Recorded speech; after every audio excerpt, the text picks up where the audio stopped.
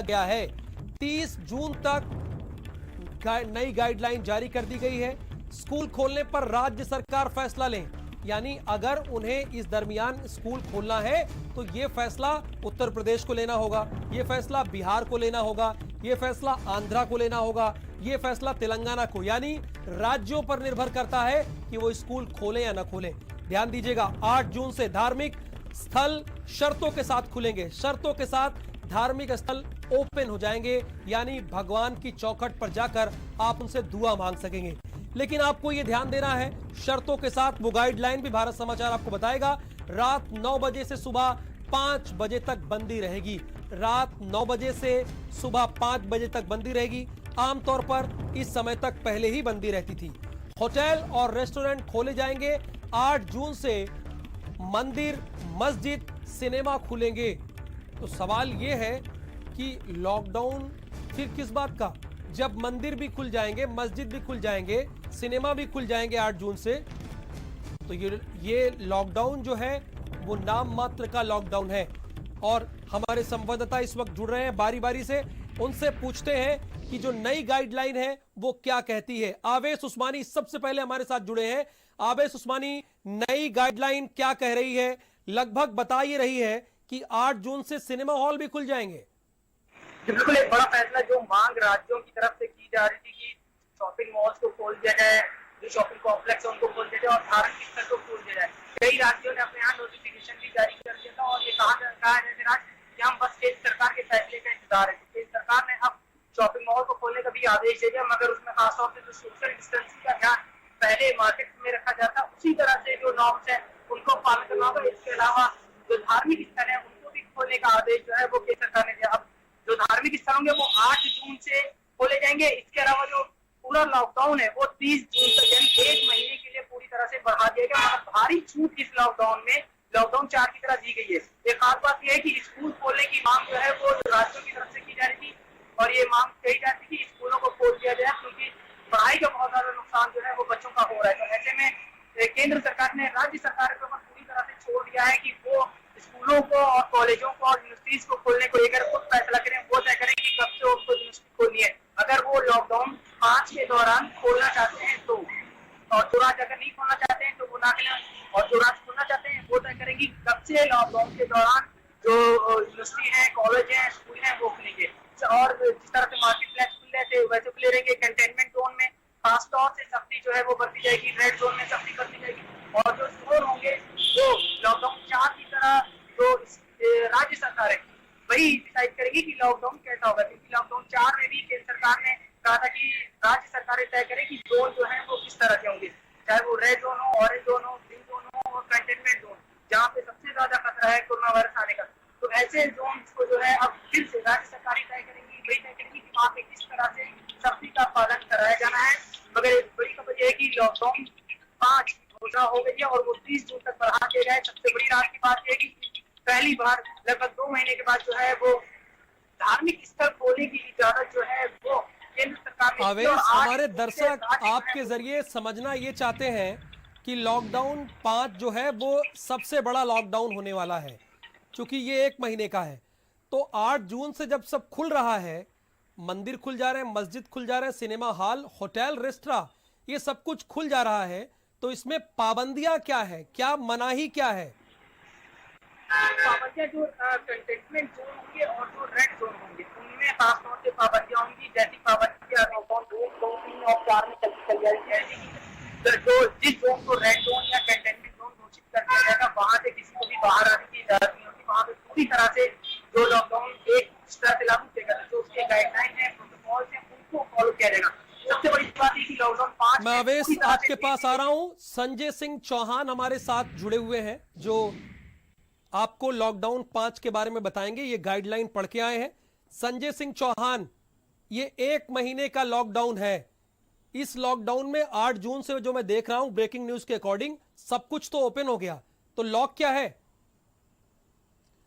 बिल्कुल राहुल, ये अपने आप में बड़ा लॉकडाउन है और चूंकि 1 महीने का लॉकडाउन किया गया है, तो ऐसे में तमाम चीज़ें जो बंद थी उन पर जैसे कि मंदिर और मस्जिद पिछले 2 महीनों से बंद चल रहे थे, अब वो 8 जून से खोल दिए जाएंगे तो लोगों को राहत रहेगी। लेकिन उसके पहले जब मंदिर कोई जाएगा तो सोशल डिस्टेंसिंग पूरी तरीके से लागू रहेगी। उस सोशल डिस्टेंसिंग के जो अनुपालन करके ही आप मंदिर या मस्जिद जा पाएंगे।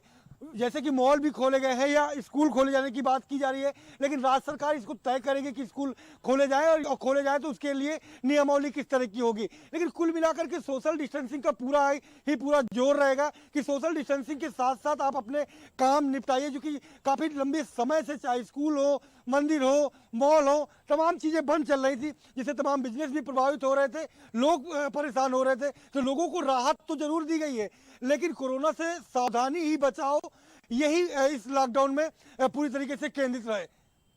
बिल्कुल, आवेश भी हमारे साथ जुड़े हैं। आवेश, मैं आपसे ये जानना चाहता हूँ, ट्रांसपोर्ट को लेकर क्या सरकार का फैसला है?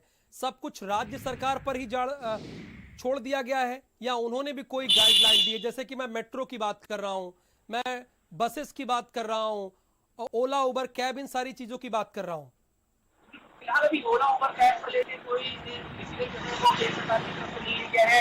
इंटर स्टेट यानी एक स्टेट से दूसरे स्टेट जाने के लिए जो बसेज होंगी उनके ऊपर राज्य सरकार आपस में बातचीत करके अगर खोलना चाहते हैं तो वो खोल सकते हैं। और अगर एक स्टेट में इंटर स्टेट अगर बस चलाना है तो उसका भी फैसला राज्य सरकार लेगी, क्योंकि दिल्ली में इंटर स्टेट बस चलाने का फैसला पहले से लिया जा चुका है और दिल्ली में डीटीसी की बस है वो पूरी रोड पे दौड़ रही है, मगर उसमें कुछ लॉ वो बनाए गए कि बस में चढ़ने से पहले जो है बस पे वहाँ पे थर्मल स्क्रीनिंग की जाएगी और अगर किसी के अंदर कोरोना वायरस के सिम्टम आ जाते तो उसको बस में चढ़ने के लिए नहीं दिया जाएगा।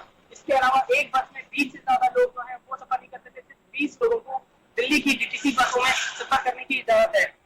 इसी तरह से अब जो लॉकडाउन 5 होगा उसमें राज्य सरकारें तय करेंगी कि किस तरह से उनको बसें खोलनी है। अगर वो बस खोलना चाहते हैं तो उसमें कितनी छूट होगी, क्या रूल और रेगुलेशन जो है, क्या प्रोटोकॉल वो तय करते हैं। और एक राज्य से दूसरे राज्य जाने तक की बसों की जहां तक बात है तो ऐसे में दोनों राज्य आपस में बैठ के बातचीत करें और अगर उनको लगता है खोलना चाहिए तो वो खोल सकते हैं। संजय, जो नए लॉकडाउन की गाइडलाइन है, क्या उस गाइडलाइन में इस बात का जिक्र है कि मैं दूसरे राज्यों की बात तो नहीं कर रहा हूं, अपने राज्य में ही बसें चलेंगी, ट्रेनें चलेंगी, इसके लिए क्या निर्णय लिया गया? और मेट्रो की बात भी मैं कर रहा हूं। बिल्कुल राहुल, जिस तरीके से केंद्र सरकार ने जो फैसला लिया है लॉकडाउन 5 शुरू करने का और 1 महीने तक का लॉकडाउन रहेगा, इस लॉकडाउन में महत्वपूर्ण ये है कि ज़्यादा से ज़्यादा जो फैसले हैं वो पूरी तरीके से राज्य सरकार के ऊपर डाल दिए गए कि वो अपने हिसाब से लोकल की व्यवस्थाओं को देख करके संचालित कराएं कि किस तरीके से वहाँ पर काम करना है। और प्रदेश सरकार ने पहले ही तय कर लिया था कि जो गाइडलाइन केंद्र सरकार जारी करेगी यूपी में वो गाइडलाइन ही यहाँ पर लागू होगी। रही बात मेट्रो की और बसों को चलाए जाने की, तो इंटर स्टेट की जो बसें चलाए जाने की व्यवस्था है वो फिलहाल जो सूत्रों के हवाले से खबर मिल रही है वो बंद रहेगी। लेकिन जो ग्रीन जोन के डिस्ट्रिक्ट है वहां तक आने जाने की व्यवस्थाएं शुरू किए जाने की चर्चा पहले से थी। हालांकि तैयारी चाहे मेट्रो की हो या बसों की, तैयारियां लगभग विभागों की पूरी तरीके से कंप्लीट है। जैसे ही राज्य सरकार इस गाइडलाइन को पूरी तरीके से अध्ययन करने के बाद आदेश जारी करेंगे, विभाग अपनी जो बसें हैं और मेट्रो स्टार्ट कर सकता है। लेकिन देखना यह होगा कि केंद्र सरकार की गाइडलाइन आने के बाद प्रदेश सरकार कब तक इस पर फैसला लेती है। राहुल, बिल्कुल, प्रदेश सरकार कब तक फैसला लेती है ये तो भारत समाचार आपको बताएगा। आवेश, क्या इस लॉकडाउन में ज्यादा शक्तियां केंद्र के बजाय राज्य को दी गई है? राज्य निर्णय ले उन्हें क्या ओपन करना है, क्या ओपन नहीं करना है। जी बिल्कुल, लॉकडाउन 4 के दौरान भी केंद्र सरकार ने राज्य सरकारों को छूट दिया था और कहा था कि वो अपने हिसाब से तय करेंगे कि किस तरह से अपने राज्य की अर्थव्यवस्था को बढ़ाने के लिए फैसले लेने हैं। अब जहाँ तक ओला उबर और बसों की बात है, उस लॉकडाउन 4 में भी राज्य सरकार के ऊपर निर्भर कर रहा था कि वो कैसे फैसले लेंगे और लॉकडाउन 5 के दौरान भी राज्य सरकार तय करेंगी क्या उनके एक शहर से दूसरे शहर जाने के लिए बसों की सर्विसों को स्टार्ट करना है कि नहीं करना है। और अगर वो स्टार्ट कर रहे हैं तो उसका पूरा प्रोटोकॉल जो होगा वो राज्य सरकार ही तय करेगी। तो बहुत हद तक कहा जाए तो राज्य सरकार के ऊपर जो है वो डिपेंड करता है। मॉल और थिएटर्स को लेकर जहाँ तक बात है तो उसके अंदर भी जो स्टैंडर्ड प्रोटोकॉल है वो तो फॉलो होगी। इसके अलावा अगर राज्य सरकारें कोई एक्स्ट्रा प्रोटोकॉल बनाना चाहते हैं तो एक्स्ट्रा प्रोटोकॉल राज्य सरकार भी बना सकती है। और धार्मिक स्थल को लेकर जहाँ तक बात है, धार्मिक स्थल को लेकर जो स्टैंडर्ड प्रोटोकॉल केंद्र सरकार की तरफ से पहले से जारी है, किसी भी जगह पे जाने के लिए या किसी भी प्लेस को खोलने के हैंड हाइजीन है, मास्क का यूज है, जो स्टैंडर्ड प्रोटोकॉल है वो प्रोटोकॉल तो यूज हो कि मस्जिद हो, चाहे गिरजाघर हो, चाहे धार्मिक स्थल में भी मंदिर भी हो, वहां पे भी। मगर उसके साथ उसमें और एक्स्ट्रा इतना ऐड करना है कि 5 लोग एक बार में एक मस्जिद में या एक मंदिर में रहेंगे या 10 लोग रहेंगे, कितने लोग रहेंगे वो जो तय करना होगा वो राज्य सरकारें तय करेंगी। तो बहुत हद तक जो है इंडस्ट्रीज को खोलने का भी फैसला जो है वो राज्य सरकारों के ऊपर है कि वो कौन से जोन डिसाइड करते हैं। ग्रीन जोन कौन सा है, ग्रीन जोन में जैसे केंद्र सरकार की तरफ से पूरी तरह से गाइडलाइन है कि सभी चीज खोली जा सकती है, वहां पे इंडस्ट्रियल एक्टिविटीज भी की जा सकती है पूरी तरह से।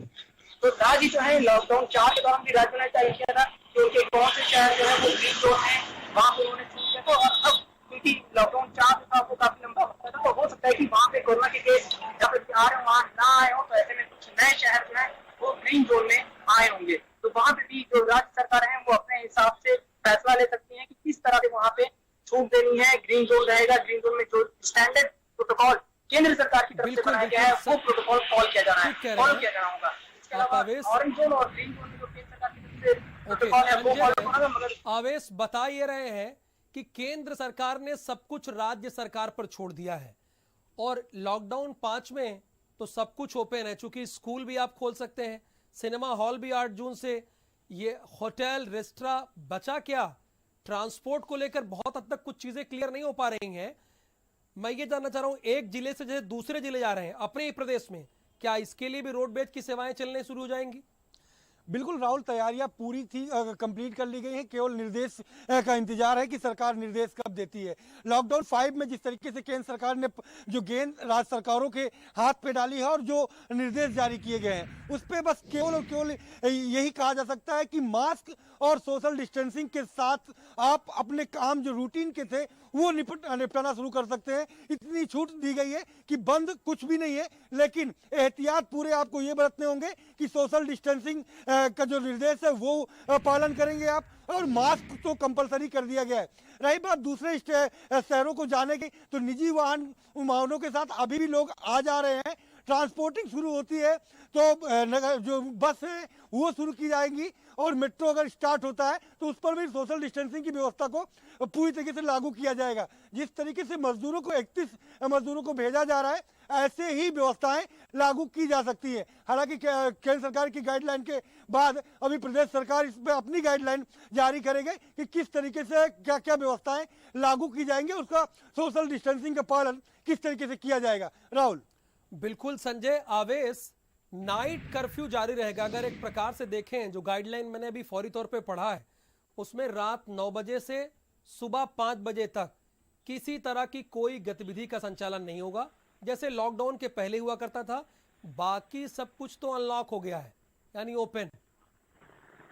जी बिल्कुल, क्योंकि देश की अर्थव्यवस्था जो थी वो बहुत स्लो हो गई थी। ऐसे में राज्य जो है वो मांग कर रहे थे कि इंडस्ट्रीज खोली जाए, और अब राज्यों को रेवेन्यू कमाने की जरूरत है। राज्यों के पास भी राजस्व जो है वो खत्म होता जा रहा है। तो ऐसे में अब पूरी तरह से खोल दिया गया है। केंद्र सरकार की पूरी छूट है कि वो किस तरह से फॉलो करेंगे। जैसे लॉकडाउन 1 में भी और 4 में भी जिस तरह से नाइट कर्फ्यू की बात कही गई थी, और टाइमिंग जो थी वो 8 बजे से सुबह 6 बजे तक की हुआ करती थी, अब उसको 9 बजे से रात के कर दिया गया। तो लॉकडाउन की जो टाइमिंग है उसमें थोड़ी सी ढील दी गई है नाइट कर्फ्यू में, क्योंकि नाइट कर्फ्यू ये बात देखने में आई थी कि जो बसेस थी वो शाम में 6 या 7 बजे तक चलती थी, उसके बाद वो बसें बंद हो जाती थी। ऐसे में जो लोग ऑफिस में काम करते थे उनको दूर तक जाना होता है, तो कुछ लोग 30 से 40 किलोमीटर दिल्ली और नोएडा में जाते हैं, तो उनको थोड़ी सी दिक्कत होती है। ऐसा देखते इसको देखते हुए खासतौर पर थोड़ी सी ढील जो है वो लॉकडाउन में जो नाइट कर्फ्यू है उसमें थी, और उसके लागू होने का टाइम जो है वो थोड़ा सा बढ़ा दिया गया है। बिल्कुल उसको बढ़ा दिया गया। यानी एक चीज क्लियर है, संजय और आवेश उस्मानी जो जानकारी भारत समाचार के दर्शकों तक पहुंचा रहे हैं वो क्लियर है कि 5वें लॉकडाउन में लगभग सब कुछ खुल जाएगा। 8 जून से सिनेमा हॉल भी खुल जाएगा। अगर आप चाहें तो राज्य सरकारों पर यह डिपेंड करेगा कि वो स्कूल भी खोल सकते हैं, और इसके साथ शर्तों के साथ ही धार्मिक स्थल भी खोल दिए जाएंगे, यानी मंदिर, मस्जिद, गुरुद्वारा, ये सब कुछ अब ओपन होने जा रहा है। यानी हमारी और आपकी जिम्मेदारी बहुत बढ़ जा रही है। सवाल यह भी है, परिवहन को भी क्या पूरी तरह से खोला जाएगा? एक राज्य से दूसरे राज्य तक आप बसों के जरिए सफर कर सकेंगे या नहीं, यह भी एक बड़ा सवाल है, क्योंकि देश में कोरोना के केस लगातार बढ़ रहे हैं, और ऐसे में जो 1 महीने का लॉकडाउन है उसे पूरी तरह से खोल दिया गया है। अगर देखें तो देखिए 8 जून से शर्तों के साथ धार्मिक स्थल खुलेंगे। नंबर 1, 30 जून तक लॉकडाउन ये जारी रहेगा। एक चीज आपको इसमें ध्यान देना है कि 30 जून तक नाइट कर्फ्यू यानी रात 9 बजे से सुबह 5 बजे तक किसी तरह की कोई गतिविधि नहीं होगी। यह आपको ध्यान रखना है। यह गाइडलाइन 30 जून तक रहेगी, जारी रहेगी ये लॉकडाउन।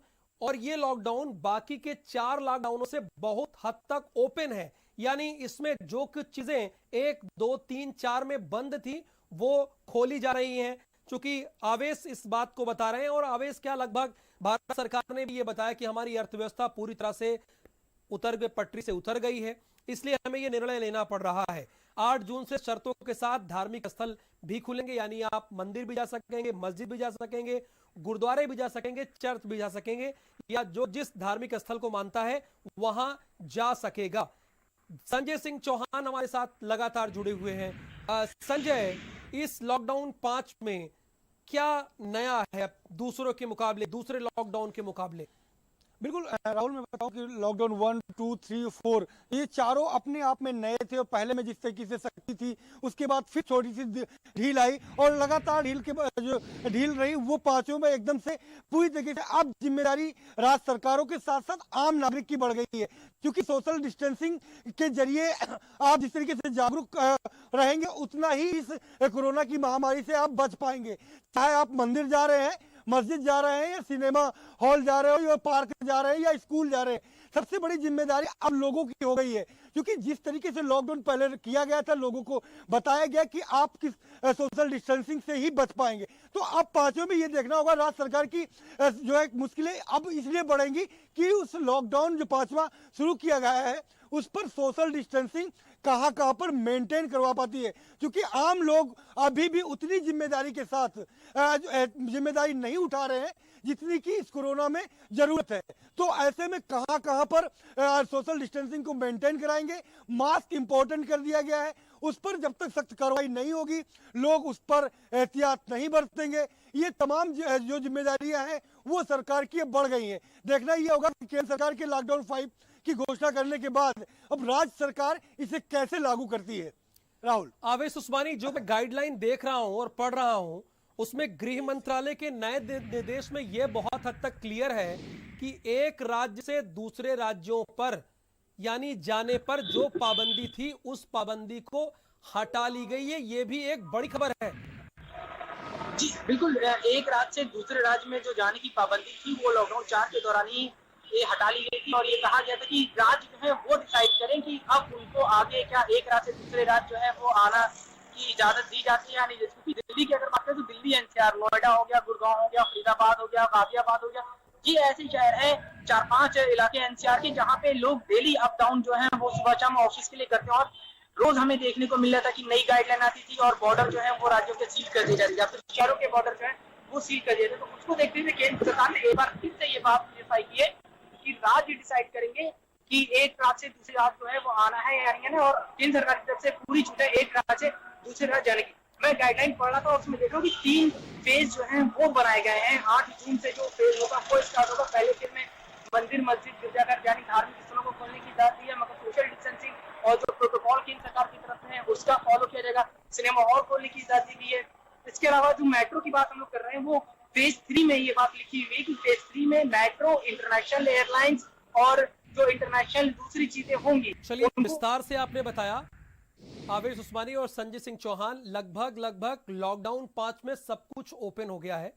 कुछ चीजें जो बची थी वो 8 जून से शुरू कर दी है। ये लॉकडाउन, ध्यान आपको देना है कि 1 महीने का सबसे बड़ा और लंबा लॉकडाउन है। आगे बढ़ते हैं। नोएडा डीएनडी प्लाजा के पास भीषण जाम लग गया है। सैकड़ों गाड़ियां डीएनडी प्लाजा पर फंसी हुई हैं। आंधी तूफान के बाद